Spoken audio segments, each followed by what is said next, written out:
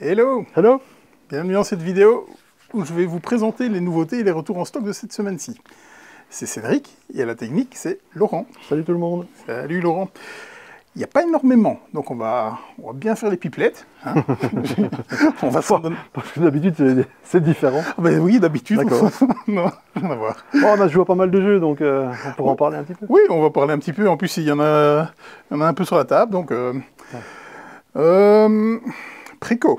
Qu'est-ce qu'il y a de noté sur ta feuille? Alors, Préco, aventurier du rail Legacy. Ouais, donc ça a secoué un petit peu le microcosme ludique. Tout le monde est au courant, je pense. Hein. Je pense que c'était quand même un secret bien gardé quand même. Bah, du grand public, mais de l'autre côté, tout le monde est au Oui, courant. nous on l'a vu il y a quelques semaines, quand on a été chez Asmodée, et quand on était chez Asmodée, il y avait quelqu'un de Days of Wonder qui était limite assis sur la boîte des Aventuriers du Rail Legacy. Donc on a ouvert les précommandes pour les Aventuriers du Rail Legacy. Donc si vous avez été sur Facebook ces 2 derniers jours, je pense que ça ne vous a pas échappé. Exactement. Donc les Aventuriers du Rail Legacy, c'est en préco. Qu'est-ce qu'on a encore? L'extension pour Cascadia. Je ne sais plus comment elle s'appelle d'ailleurs. Oh là, maintenant, j'ai un trou de mémoire. Tu ne l'as pas noté en tout cas. Ah oui, mais bah, en fait, oui, effectivement, donc l'extension pour Cascadia aussi est rentrée en précommande, et effectivement, je ne me rappelle plus comment elle s'appelle. Moi non plus. Ça me reviendra, mais trop tard, sûrement. Niveau des caisses, peut-être? Alors, il y a encore Legacy of You. Legacy of You. Garfield. Oui, c'est ça. Très bonne presse. Oui, mais ça fait des mois que je le vois, celui-là. Mais des mois. Oh, il n'est pas sorti il y a très longtemps. Hein. Mais il avait déjà fait beaucoup parler de lui, certainement. Oui, ça oui, j'ai l'impression que... Surtout que ça a été un KS, hein, je pense. Ça a été un... comme toujours, souvent hein. sur les chefs de Philips. Donc c'est normal qu'on entende parler depuis un certain temps, mais ici, vraiment, comment je dis, chez les backers, il n'y a pas si longtemps que ça. Hein. Y compris aux États-Unis, d'ailleurs. Ouais. C'est un jeu solo, hein? Ouais, c'est pur solo. Ouais. Un peu dans la lignée du mur d'Adrien, même si c'est pas ici c'est pas un flip and write, je m'abuse. Je suis chaud, moi, franchement. Moi, je te laisserai y jouer, c'est pas pour moi. Oui. Ah oui, bah oui, en plus solo, donc c'est pile pas mal. Qu'est-ce qu'on a d'autre? Qu'est-ce qu'on a d'autre? En KS, War Machine. Oui, War Machine, donc de Manhattan Project, qui vient avec un nouvel opus qui semble être totalement différent, parce que c'est même pas des auteurs... Oui, il n'existe plus d'ailleurs.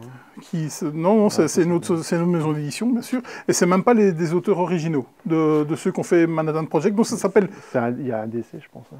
Il y a un DC, je pense. Ah, je me rappelle pas. Malheureusement, ça, j'en sais rien. Ouais, ce qui explique cela, si je m'abuse, il faudrait que je vérifie. Donc, The Manhattan Project...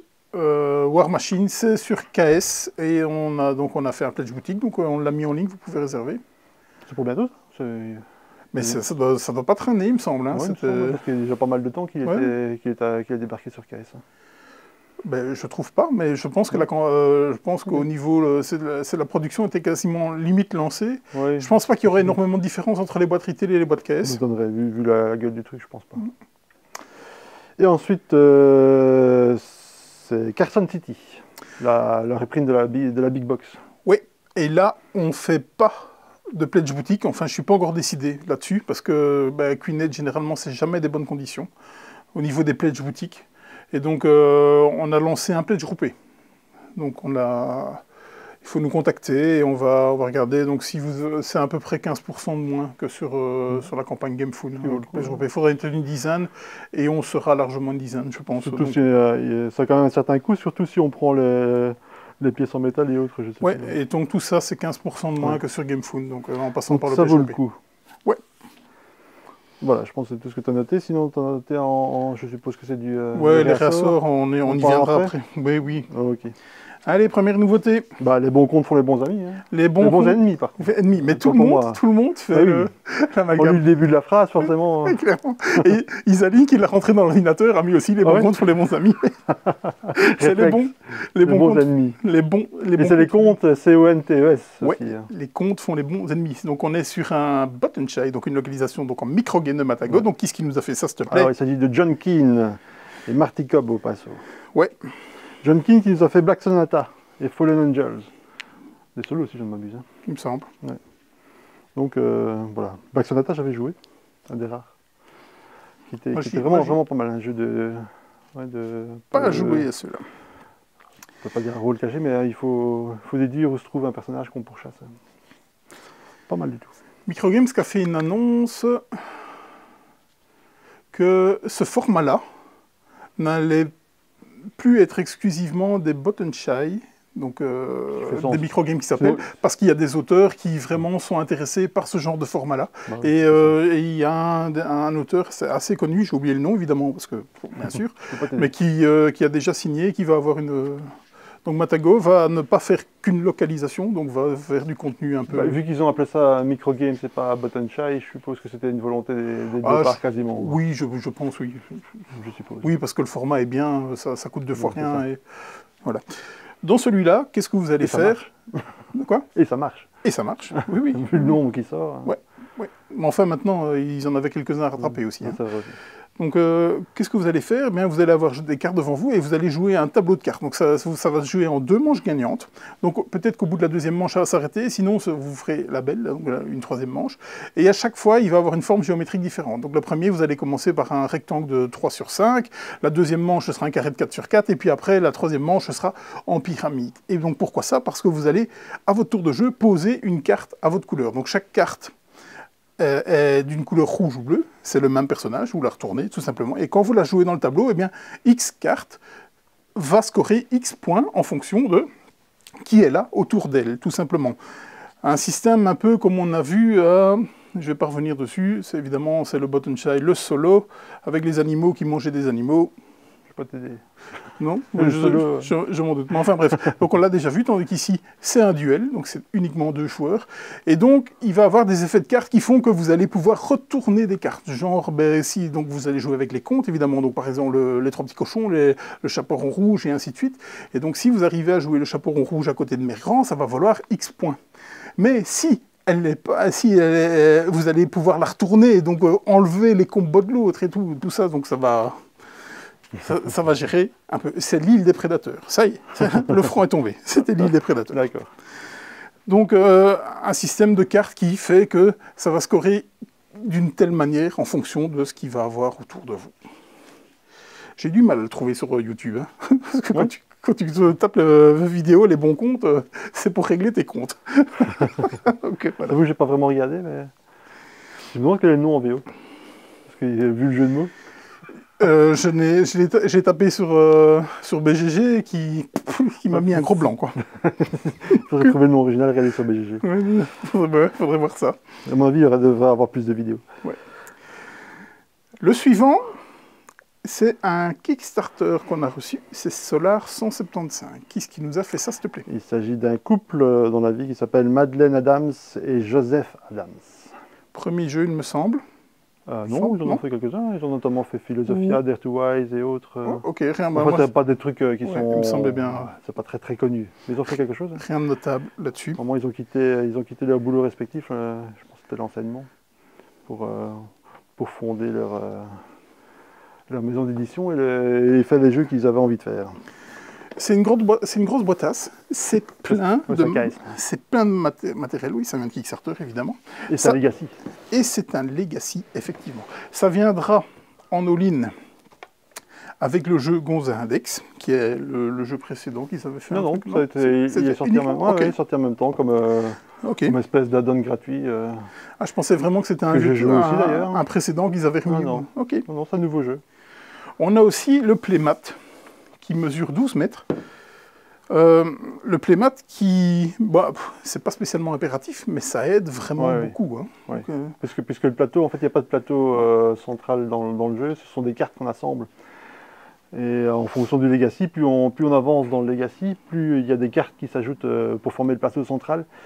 Et le playmat aide quand même vachement. En plus d'être très joli, hyper qualitatif, il aide quand même la mise en place et le côté immersif aussi, il faut reconnaître. C'est un système... Il y a plein de bonnes idées dans le jeu, je trouve. La mécanique principale, c'est un backbuilding tel que vous avez pu le voir dans Orléans, par exemple, qui est vraiment celui qui a certainement fait éclater cette... Ils le revendiquent d'ailleurs, hein, ils le mettent en avant. Ils disent carrément, on a fait un jeu à partir de l'action de sélection d'Orléans. Eh bien, c'est très bien d'être honnête à ce point-là, parce que c'est clairement ça. Dans le backbuilding, vous allez assigner à 2 ou 3 emplacements en fonction de tel type de pion que vous allez mettre, et quand votre action est complète, eh bien, vous allez faire l'action sur les cartes ou sur différents lieux des cartes. Ça va vous apporter des ressources, ça va vous faire vous déplacer, ça va vous faire plein de choses. Moi, perso, j'ai bien aimé ma partie. On l'a joué mardi, j'ai trouvé ça sympa. On a joué déjà au niveau 4 parce que les premiers... Comme si c'était la quatrième partie. Ouais, c'est ça. Voilà. J'ai on bien n'a pas aimé très legacy, nous. ma partie, oui, c'est ça. Seulement, il aurait dû être fini différemment pour moi. Maintenant, on n'a fait que la partie 4 et donc il faut aller voir plus loin ce qu'il rajoute encore. Ce qu'il rajoute encore. En tout cas, le matos c'est dingue. Il y a des vaisseaux, il y a des vaisseaux dans une matière un peu bizarre, hein, c'est molle comme ça. Comme la gomme, comme ça. Ouais, c'est ça. Donc, si on me disait on y retourne, moi j'y vais. Franchement, je suis curieux de voir la suite. Je lui ai donné sa chance. Je suis curieux de voir la suite. Par contre, Gonza Index. Gonza Index, moi j'ai joué aussi. Oh, cool. C'est un jeu de stock market en fait. On lance des dés, on peut les relancer plusieurs fois et ces dés, chaque phase de dé représente une action. Et quand on a relancé les dés 2 fois maximum, on fait les actions correspondantes. L'action principale, c'est soit de prendre des crédits ou placer les crédits qu'on a récupérés sur dans des sociétés. Et faire varier le cours de ces sociétés. Donc soit on garde les crédits chez nous, ça vaut un crédit, ça vaut un point en fin de partie, soit le crédit vaut la valeur finale de la société à la fin de la partie.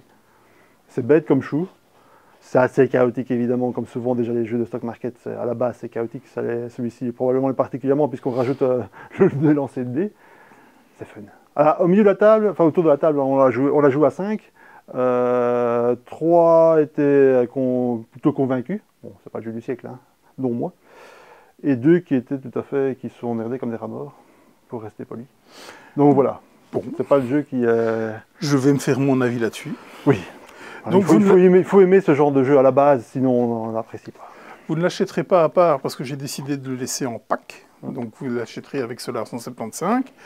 On pourra discuter du playmat si vous l'achetez à part ou si je vous le mets dans le pack. Il faut le prendre le playmat de toute façon. On verra bien, oui, parce que c'est un peu indispensable. Hein. Enfin, pas indispensable, mais ça va avec. Mais clairement... C'est pas ça qui... quand on est prêt à mettre... Il est à combien ce jeu il est à 135 €. 135 et le playmat? Je pense que c'est 25. J'ai pas encore mis en ligne, en fait. Le playmat n'est pas encore... Voilà. 135, 140, 155, c'est dit. On verra. Voilà. On peut discuter. Je vous en parlais la semaine passée dans un thème totalement atypique. J'aurais dû le jouer cette semaine-ci. Faute de temps, ça ne s'est pas fait. C'est Union Stockyard. Qui est-ce qui nous a fait ça, s'il te plaît? Il s'agit de Duane Wolf. Ok. Et illustré par Andrew Bosley. Gros nom, des pinceaux. On a plus l'habitude en général des choses plus enfantines. Les animaux qui dessinent en général sont moins les animaux qui sont prêts pour l'abattoir. Ouais, c'est ça. Ce qui nous a fait Everdell, il me semble. Notamment, par exemple, Everdell. C'est ça. Les animaux ne le voient pas de la même façon dans ce jeu. Non, clairement pas, quoi. Donc, moi, je m'étais dit, je vais regarder ce que ça dit. Ben non, parce que comme tu l'as joué, je vais profiter de ta science. La première chose qu'il faut dire, c'est pas du tout un jeu expert. Contrairement à ce qu'on peut penser quand on le voit un petit peu déballer. C'est un jeu initié, voilà. Par contre, c'est un jeu qui est assez tendu. Il nous l'a joué à 5, puisqu'il joue de 2 à 5. 2 à 5. On l'a joué à 5, et il est trop tendu à 5, clairement, parce qu'on a déjà que 3 ouvriers, donc le nombre d'ouvriers qu'on a, donc le nombre d'actions qu'on a à notre tour, dépend du nombre de joueurs. Donc à 5, c'est 3 ouvriers. Et ces ouvriers, c'est con, ils peuvent partir en grève, si on ne prend pas bien soin d'eux. Pour tout le monde, heureusement, c'est pas... Allez, je dis, s'il y en a qui partent en grève, c'est pour tout le monde. Et donc, on s'est retrouvé quasiment la moitié du jeu, donc 6 rounds, avec 2 ouvriers chacun, donc 2 actions à notre tour. Pour dire qu'on ne fait pas grand-chose, même si au bout du compte, au bout des 6 manches, on avait quand même fait pas mal de choses. Voilà, il y avait un petit côté frustrant. Donc c'est difficile d'en parler parce que je ne jouerai plus à 5, en tout cas. C'était vraiment trop frustrant. Je lui donnerai sa chance à 4, maintenant, c'est un jeu initié, il ne faut pas le prendre pour ce qu'il n'est pas. Le point positif, c'est que ça joue, à mon avis, à 5, on la joue en 1 heure. Donc, ça joue, à mon avis, 45 minutes, 1 heure maximum. Ça joue relativement vite. Après, mécaniquement parlant, ça reste assez classique. Il y a juste ce système de valeur marchande de la viande, puisque la viande, en fait, les bestiaux, il y en a un certain nombre qui sont présents sur le plateau qu'on peut envoyer à l'abattoir. Et en fait, on va gagner l'argent qui est la différence entre la valeur marchande de la bête et le prix de vente qu'on vend. Et ce prix de vente, on peut le faire augmenter en fonction comment je disais, de différents paramètres. Et donc on peut se retrouver quelquefois à devoir ou à vouloir abattre comment je disais, du bétail et devoir carrément payer au lieu de gagner de l'argent pour l'abattre. Donc voilà, quelques mécaniques comme ça qui sont... Cette mécanique est un peu originale, mais le reste est assez classique, on va dire. Alors, ça fonctionne bien. C'est un Kickstarter aussi. Il sera donc avec les pièces métalliques, avec le jeton premier joueur et avec quelques petites tuiles. Je ne sais évidemment pas à quoi ça sert puisque je ne l'ai pas joué, mais moi je suis très chaud pour le jouer. C'est quoi comme tuile? C'est des petites tuiles blanches, il y a 6 ou... Ah oui, c'est ça, en fait ça remplace à l'intérieur c'est des tuiles en carton. Okay. Ça les remplace simplement, elles sont en bois maintenant. Voilà, c'est tout pour les nouveautés. Enfin, voilà. Quand vous regarderez la vidéo le vendredi, c'est-à-dire, on va recevoir des nouvelles choses qui nous arriveront, bien entendu, le vendredi. On a reçu au dépôt, j'ai reçu la photo, on a reçu un KS aussi qui est Microcosmos. Microcosmos, il y a une campagne qui est en cours pour le moment qui s'appelle Micro-Architecte et à mon avis, je la suivrai aussi. Donc Microcosmos est arrivé au dépôt. C'est tout pour les nouveautés. Non, parce qu'il y en a encore une, mais j'y viendrai après. Deux retours. Splendor Duel est revenu. Victime de son succès, il est sorti pendant la guerre, évidemment, hein, on en avait pris tout plein, ça n'a pas tenu. Il est de nouveau revenu. Il a bonne presse. Hein. Pardon ? Il a bonne presse. Hein. Bien sûr. Alors, à deux, on se pose un peu la question de pourquoi, parce que Splendor tourne à deux, mais apparemment il est quand même nettement meilleur et plus stratégique à deux que son papa. De toute façon, ça va être comme Seven Wonders Duel, il va rester sur les étals et il faudra toujours en avoir. Le phénomène... Ton jeu préféré. Mon jeu préféré. Challengers est revenu. Challengers qui est nommé au Spiel, dans je ne sais pas quelle catégorie, mais à mon avis, voilà. Ah ici, ils ont annoncé une deuxième boîte, je ne sais pas si tu as vu, Challengers 2, qui n'est pas une extension, mais qui sera compatible. Un standalone. Et quand je vois la réaction des gens, voilà. C'est continue à avoir son petit succès. Et quand je dis la réaction des gens, j'ai vu parmi ceux qui étaient les plus contents, Alexander Pfister notamment, qui avait l'air ravi. Et Odé aussi, un des co-créateurs de La Granja, qui disait aussi que voilà, il était bien content. Donc comme quoi, tu vois... Franchement, je ne sais pas. Il faut avouer, je n'y ai pas joué. J'ai vu jouer. Je pense que ça m'a suffi. Donc, je suis pratiquement certain que ce jeu n'est pas pour moi. Disons-le comme ça. Faut toujours goûter avant. Maintenant, vu toute la hype que tout le monde dit, je dois être dans les exceptions et à mon avis, c'est moi qui ai tort. Je vais le dire comme ça. Non, je pense que c'est partagé. Après, ça dépend de ce qu'on attend, je suppose, du jeu. Oui. Donc, j'avais un ami qui a fait un week-end jeu, justement, il y avait des auteurs, je crois qu'il y avait Antoine Boza, par exemple, et tout. Ouais. Ils sont passés le week-end là-dessus. Hein. Ouais. Donc, il en faut pour tous les goûts. Oui, bien sûr. C'était les retours en stock de cette semaine-ci, marquants, du moins. Ouais. J'ai un petit challenge pour toi. Voilà. Ah bon, ouais. J'ai bien entendu, donc, 1er juin, j'ai fait le top des ventes de mai. Ouais. On a un peu de temps, on va faire un top 5. Dans ce top 5, il y a 7 jeux, parce qu'il y a 2 égalités. Je t'écoute. Donc les meilleures ventes du mois de mai. Du mois de mai.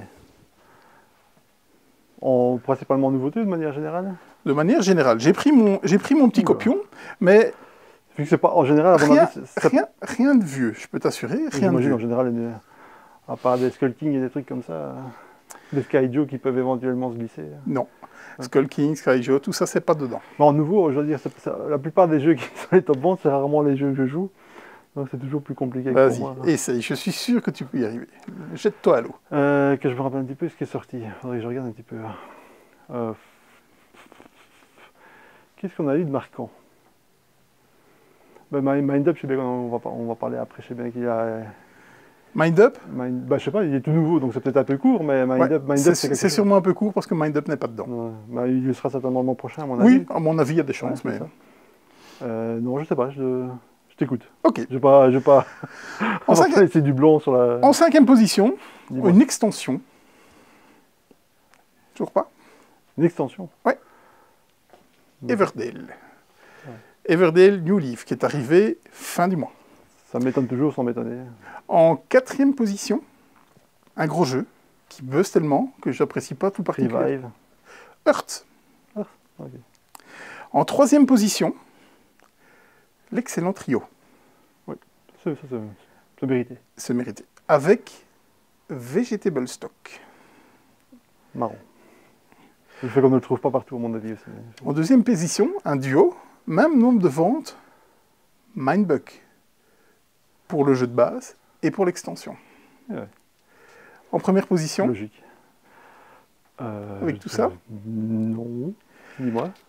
Revive. Ah bah, j'ai dit... Et de loin. Ah, à ce point-là? Ouais. Eh ben. Oui, oui. Un vous jeu, l'avais dit. Un jeu à 75 euros. Je vous l'avais dit. Je l'avais déjà. Devant des Mindbug. J'avais commandé 3 fois la semaine passée. J'ai recommandé 3 fois cette semaine-ci. C'est toi-même qui avais dit que tu étais prudent. Peut-être qu'il devrait l'être un petit peu moins finalement. Hein. Oui, mais à un moment donné, ça va se tarir. Je Oui, suppose. mais en fait, si tu dis ça à chaque fois. Oui. Et que tu recommandes quand même. Enfin, maintenant, tant que tu peux en avoir. Là, le stock d'Asmodée est toujours vert. Je pense qu'il y a au moins encore 100 boîtes chez eux. Ah. Voilà, je pense.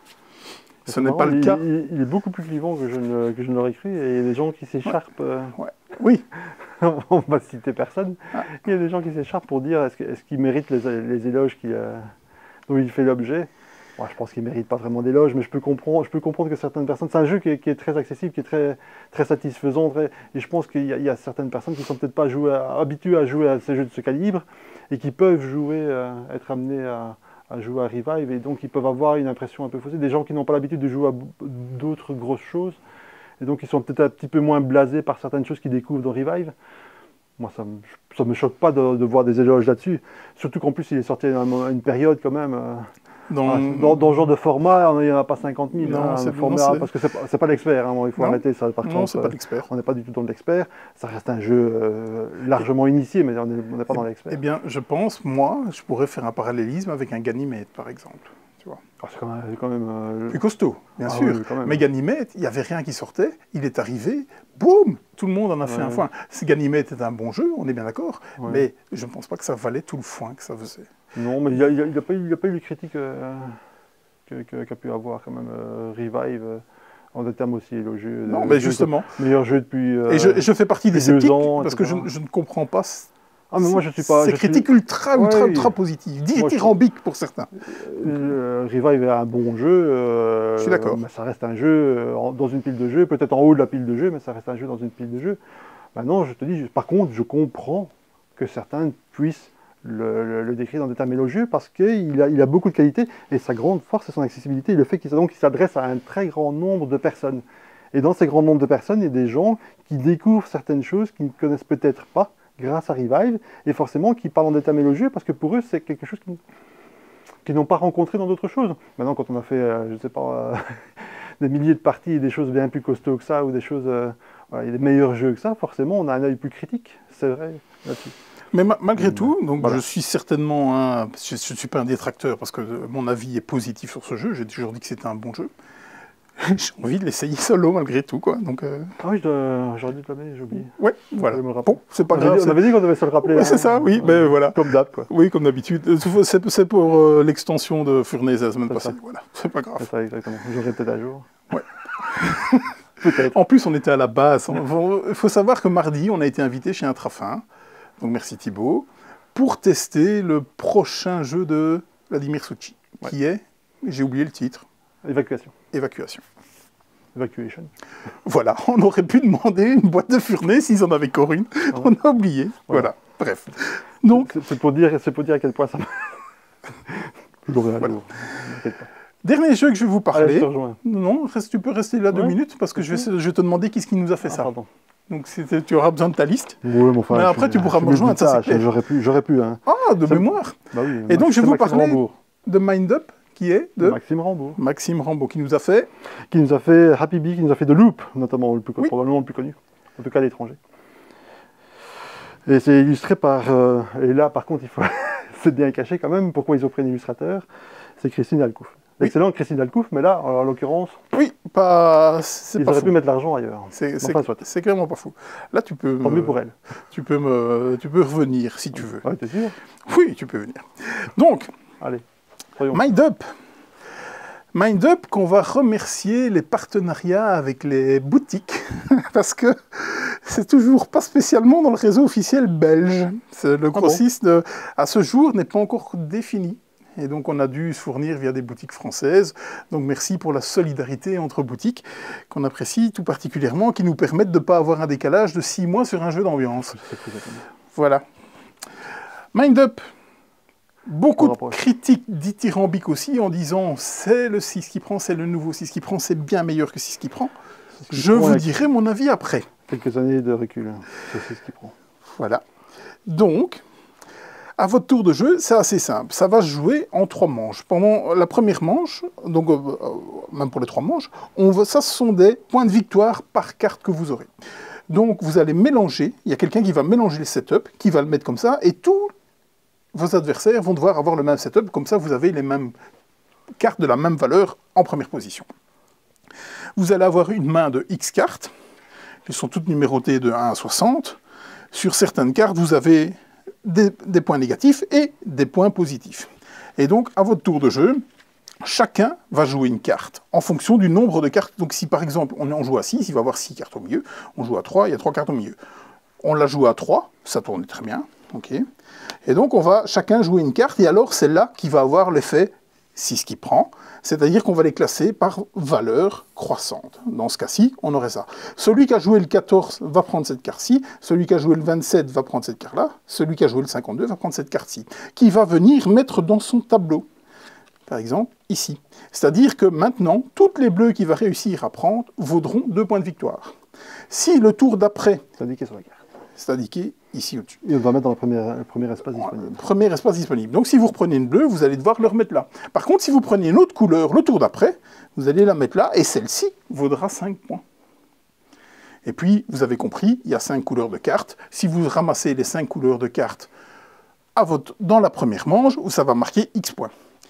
Le petit twist de ce jeu fait que, pour la manche d'après, vous allez reprendre toutes les cartes que vous avez ici. Donc, vous connaîtrez les valeurs des cartes qui sont en jeu.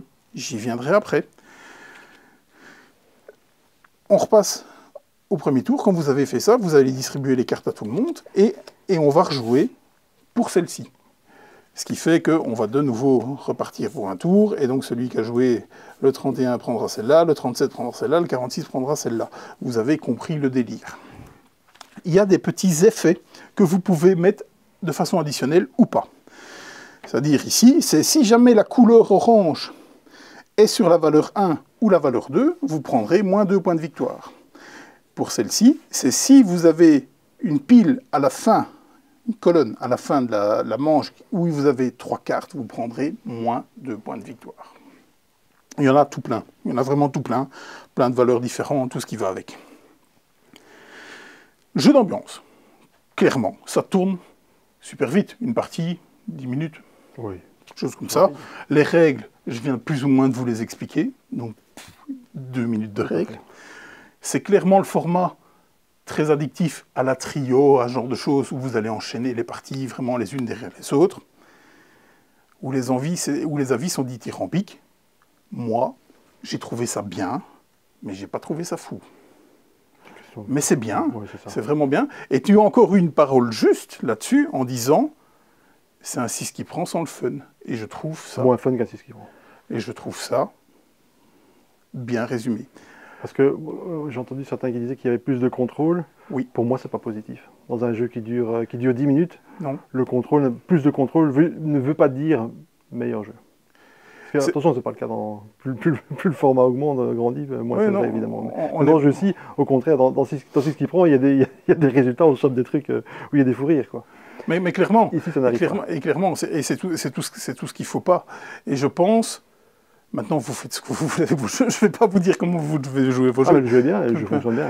Mais je pense qu'il est fait pour être un jeu d'ambiance. Et si on commence à calculer en disant, OK, toutes les cartes sont là, tac, tac, toi, tu as le 49, tu as le 52 et tout, donc je vais mettre ça pour être... Je C'est un me jeu d'ambiance demande, qui n'en est pas un. je me demande si on n'est pas sorti du cadre de ce jeu. Ouais, c'est ça. Je ne sais pas. Ouais, Je pose une question, je ne fais pas de jugement, On est je d'accord. pose une question. Si tu prends ça pour un jeu d'ambiance, tu ne dois pas le jouer comme ça. Non, voilà. Et moi, j'ai déjà eu des parties où ça m'a rendu dingue sur d'autres jeux, de tomber face à des gens qui commençaient à te jouer de l'obstruction et tout ça, parce que tu vas gagner tout. Dans un jeu d'ambiance, on s'en fout. Vraiment, on s'en fout. Ça dure 10 minutes, t'as gagné, t'as perdu, on s'en fout, on en refait une. Un jeu de 10 minutes, pour moi, l'important, c'est d'avoir du fun. Voilà, clairement. Et je pense que là-dessus... Tu parlais de trio, par exemple. Trio est beaucoup plus sympa. Pour moi. Il est bien, il reste bien. Ouais, J'ai joué avec ma femme, et ma fille, elles ont adoré. Et franchement, quand j'ai mis en comparaison, je dis qu'est-ce que vous pensez à il va fonctionner. Et elles ont préféré ça au 6 qui prend. Oui, ça ne m'étonne pas. Et donc pourquoi on le compare à 6 qui prend? Juste pour l'ordre chronologique des cartes. Parce que... le fait qu'il y ait plus de contrôle, c'est plus moderne en fait. Hein. Oui. C'est quelque chose qui est mieux accepté à l'heure actuelle. Voilà. Après, tout dépend du format, comme je dis toujours. Oui. Il est bien. Oui, il est bien, c'est ça. Il n'y a pas à rougir, il est très très bien. C'est du 3 à 6 joueurs, hein, à partir de 3 qui fonctionne. Ouais. 3 à 6 joueurs. Ils mettent pour des parties de 20 minutes. Ça c'est quand vous avez le temps. Alors, ça dépend comment tu joues, si tu comptes réellement les cartes. C'est peut-être là. C'est nous qui n'avons pas compris. Voilà, c'est pas un jeu d'ambiance. Exactement. Exactement. Voilà, on va pas durer 2 ans pour 4 nouveaux jeux. Allez, pas mal. Le mot de la fin? La fin. Et là, elle est présente. Elle est présente? Ouais. Allez, à bientôt. Hein. Salut, ciao. Salut.